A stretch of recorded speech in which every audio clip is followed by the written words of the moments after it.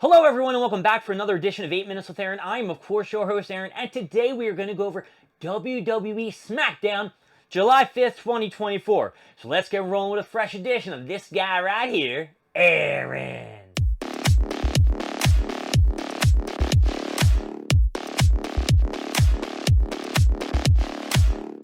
So SmackDown, I've got to say, overall seemed a little uneventful tonight. So it began with the Money in the Bank men's competitors coming to the ring. Of course, Jey Uso came down first, started talking about how he's going to win Money in the Bank. Out came L.A. Knight, yeah!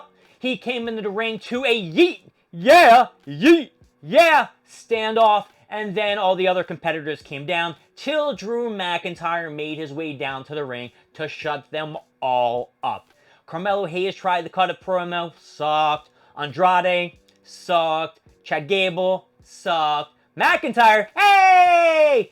It all ended up them brawling in the ring, and standing tall at the end was Jey Uso and LA Knight. Do I think either of those competitors are going to win? No! Of course, Drew McIntyre, as I said in my prediction video, will win the Money in the Bank and lose it because CM Punk will cost him the title.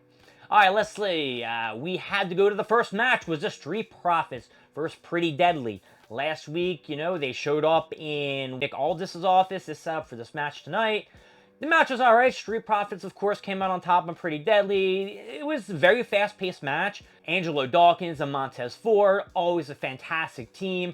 They're doing a lot of hop-fly moves. They're jumping out of the ring. Pretty Deadly, they have their own shtick and their own gimmick. It's alright. It's not my favorite thing. But the match was okay. I'm not going to give this bad boy a down. That's right, it was a down. Though it did keep me slightly entertained, I really didn't care about the match. That's just between you and me. The next segment was in the backstage area with Grayson Waller and Austin Theory. They're talking about their match tonight as they're defending their tag team titles against DIY. Austin Theory's, I'm thinking a lot about what Johnny Organo was saying about you throwing me in the way of a lot of these moves and getting hit. And Grayson Waller's like, yo, come on, Theory, man. It's all bullshit. They're just trying to break us apart. And we will see what happens later on tonight. The next match was Jade Cargill and Bianca Belair versus Indy Hartwell and Candice LeRae.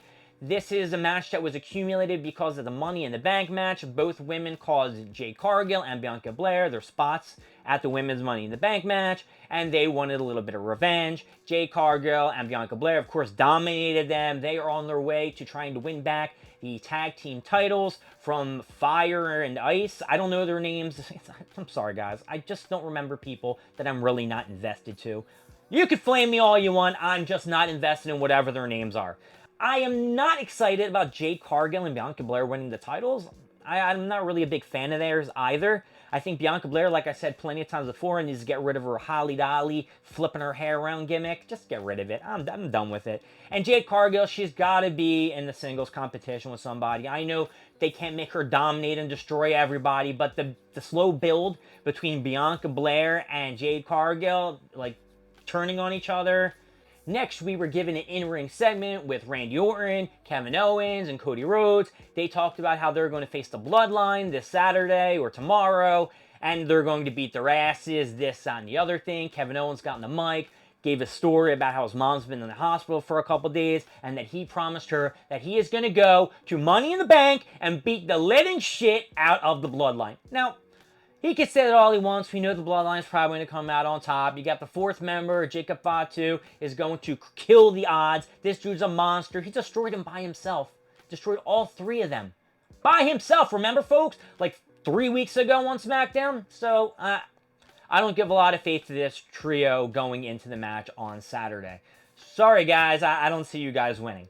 The next match that we had was Bayley versus Piper Niven. This whole match was set up because Piper Niven attacked Bayley as Chelsea Green was talking to her, telling her, once I win that Money in the Bank briefcase, you better watch your back because I'm going to cash in and take that title.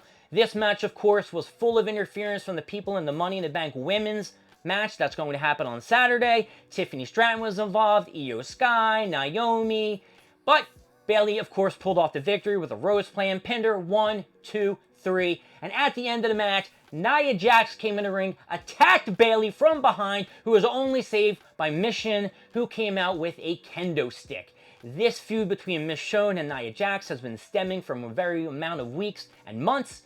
But Bayley, hey, she had the win, and she is still the women's champion. And I believe she will carry that title to WrestleMania. And then finally, it leads to the last match, the tag team title match, that the whole SmackDown was just rearing to and putting so many promotions up how prestigious these WWE Tag Team Championships titles are, which all of a sudden they're these prestigious titles, between DIY and Austin Theory and Grayson Waller.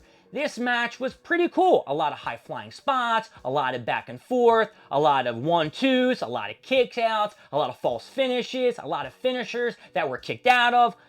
I didn't know who was going to win this because the amount of time that they were putting between it, I'm just lying. I knew DIY was going to win. They were in their hometown, not the hometown.